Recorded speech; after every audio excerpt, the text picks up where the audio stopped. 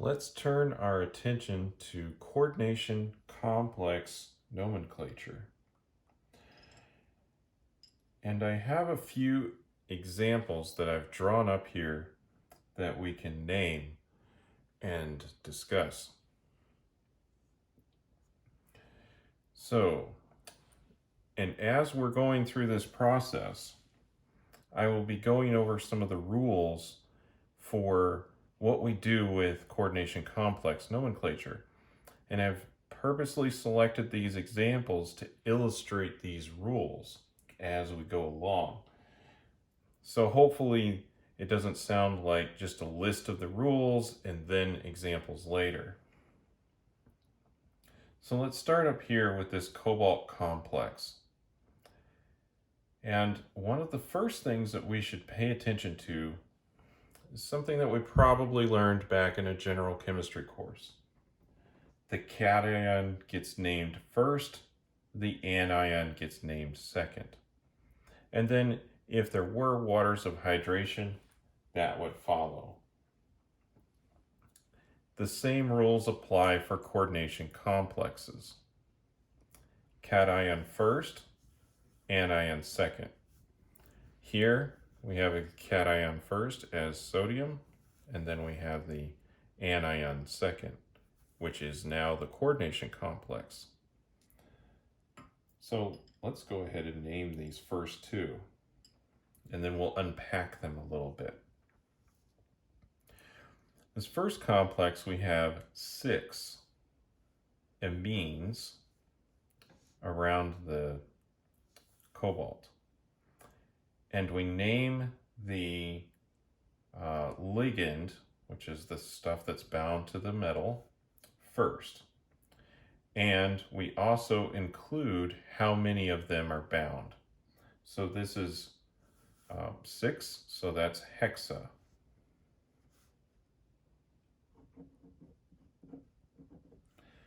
Now, unlike other nomenclature rules where we would drop the extra A, we keep it here.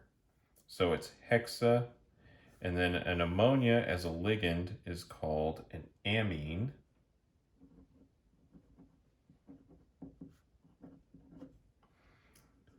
And then we'll name the metal, cobalt. And then we'll need to include the charge of the metal.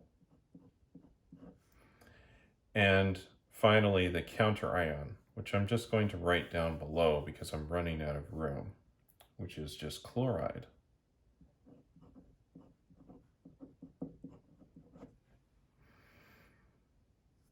Now, you'll notice that there's brackets around this. And if I were to write the formula for this, it would look like this. So first, we have the bracket. Everything that's included in the bracket will be directly bound to the metal. That's the inner coordination sphere. And convention is that we start with the metal. And then followed by the ligands.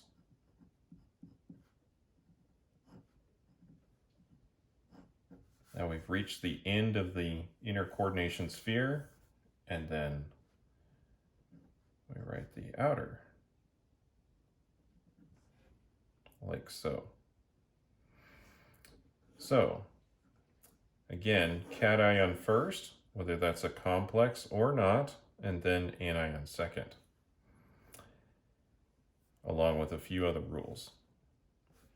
Okay, for here, we have the cation is just sodium, so we'll just write sodium.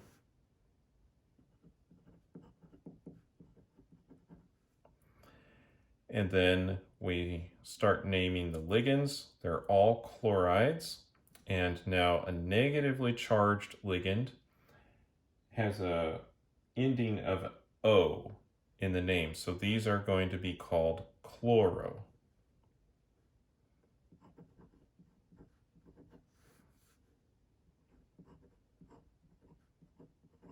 So there's where the O comes in, so hexachloro.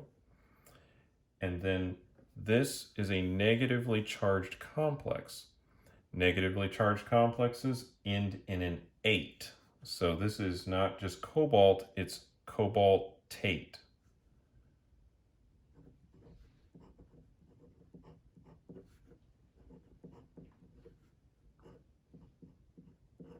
And this is also +3 charge on the cobalt.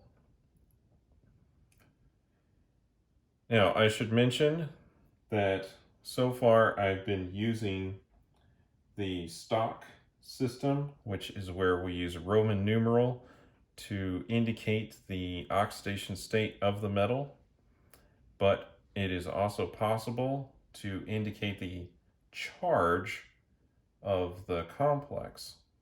And so instead of the 3 Roman numerals here, we could write 3 plus in parentheses just to indicate the charge of this.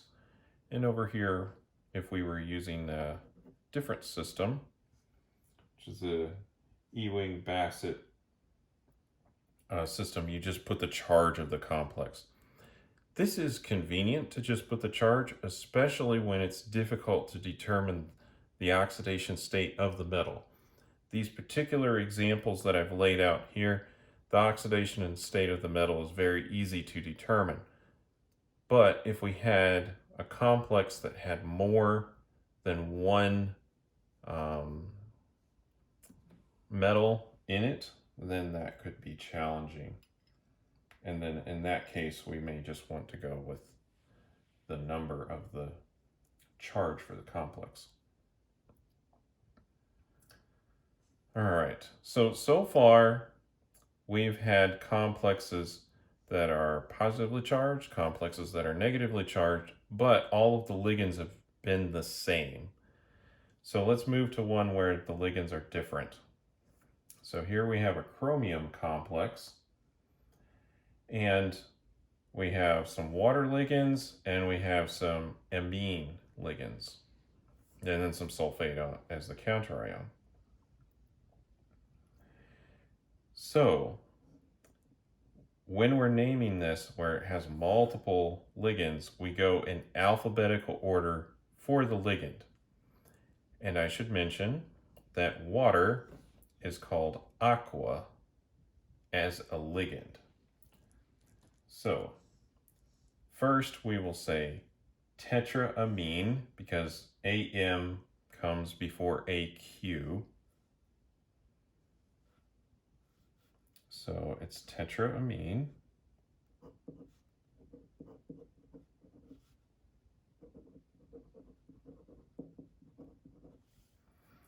And then diaqua.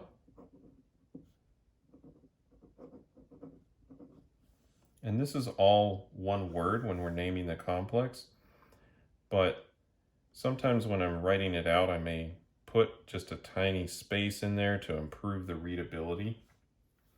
And this is chromium 2.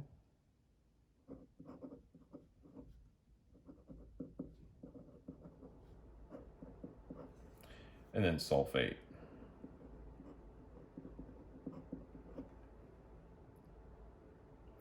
So the ligands go in alphabetical order. Next complex. Oh, and by the way, before I leave this complex, both of these waters are on the same side of the molecule of the complex, and so this would be called cis. So if we would like to indicate that, we would write cis and then a hyphen and then the name. Now, over here, I've drawn up a trans complex where the chlorines are opposite sides of the molecule or opposite sides of the complex. So this is the trans configuration here. And then we also have these chelating ligands. These are ligands that attach at more than one position. This particular one is ethylene diamine.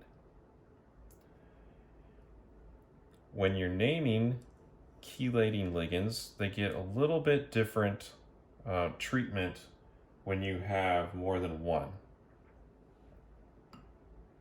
So instead of di, we say bis. So like before, we're going to name these in alphabetic order. So chloro will come first, and then ethylene diamine second. And since this is the trans configuration, I will go ahead and include that in the name.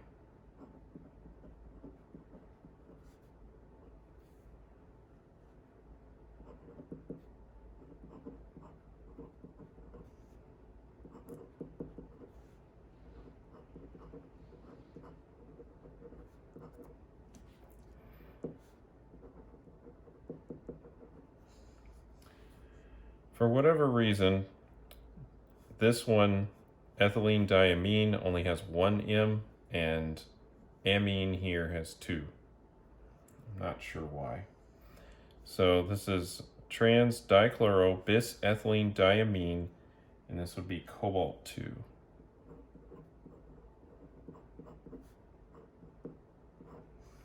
And it may look like I have capital letters and other things in here.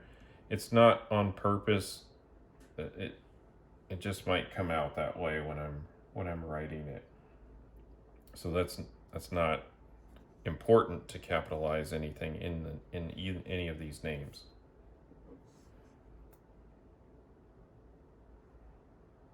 All right. Now, let's go back to a complex where we have the complex is negatively charged. So we have potassium.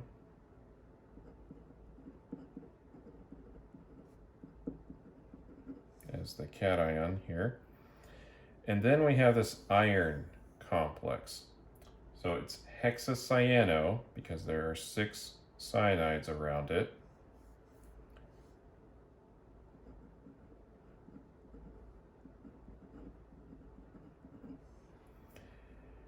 And we need to add an ATE because this is a negatively charged complex. But we don't say iron 8. Doesn't quite sound right for whatever reason. And so instead, for some of the metals, and you'll notice that iron, the symbol does not match the name. It's Fe. So that's from an older style name. We actually use the older style name when we're doing ATE endings. So this is called hexacyanoferrate.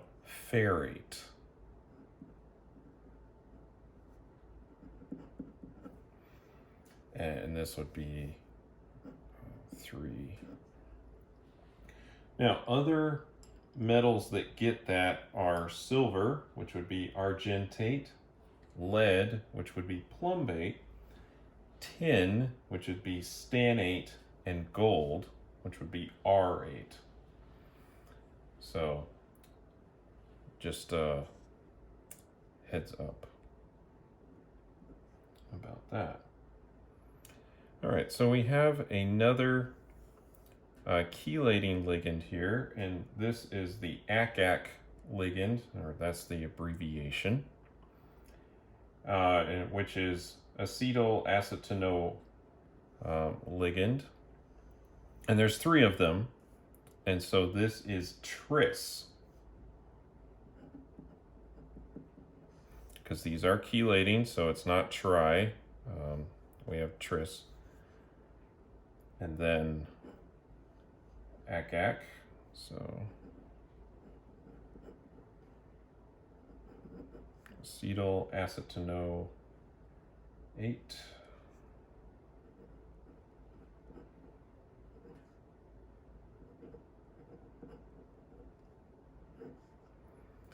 And then, since this is a neutral complex, it's iron 3, because these ligands do carry a -1 charge.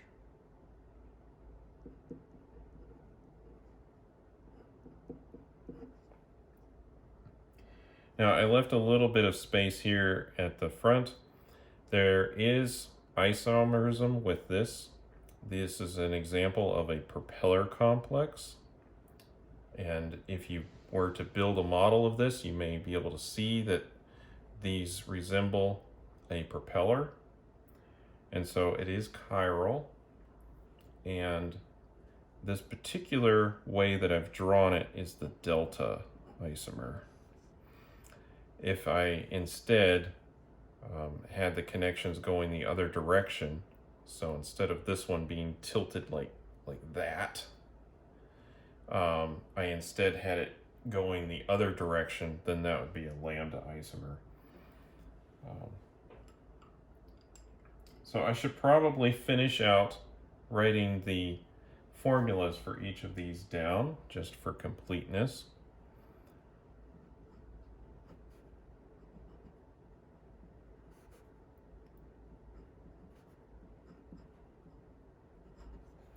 So we would write sodium hexachlorocobaltate as such, and then here CrNH3.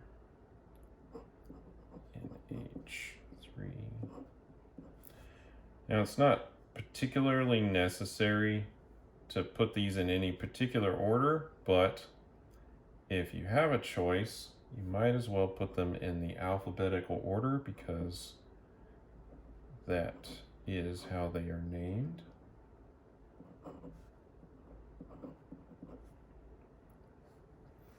Now when we get to these, writing the actual formula for ethylene diamine can sometimes get tedious, and so we have some abbreviations for those ligands, so I'm going to use it. The abbreviation for ethylene diamine is simply EN. So as you can see here, that will significantly shorten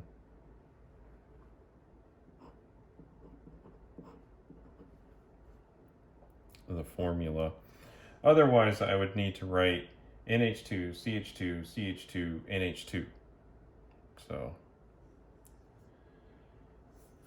EN is significantly shorter. And the abbreviation for the ACAC, or the acetyl acetanoate, is also quite a bit shorter.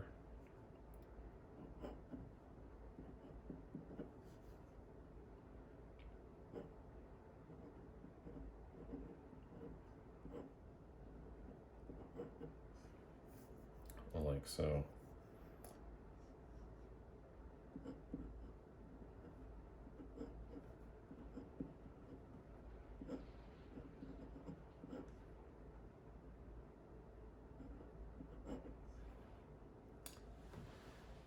So there's our coordination complex nomenclature. I did not include in here bridging ligands, but if you do have an example that includes bridging ligands, like if there was another complex on the other side and the ligand bound to another complex, then you just indicate that by using mu as a prefix for those. And that will let you designate that is a bridging ligand in between two complexes. Naming those complexes gets a little bit more difficult, and the names get quite a bit longer because you have to name one side and another side and then put it all together. But it's possible. This, however, will definitely get you started.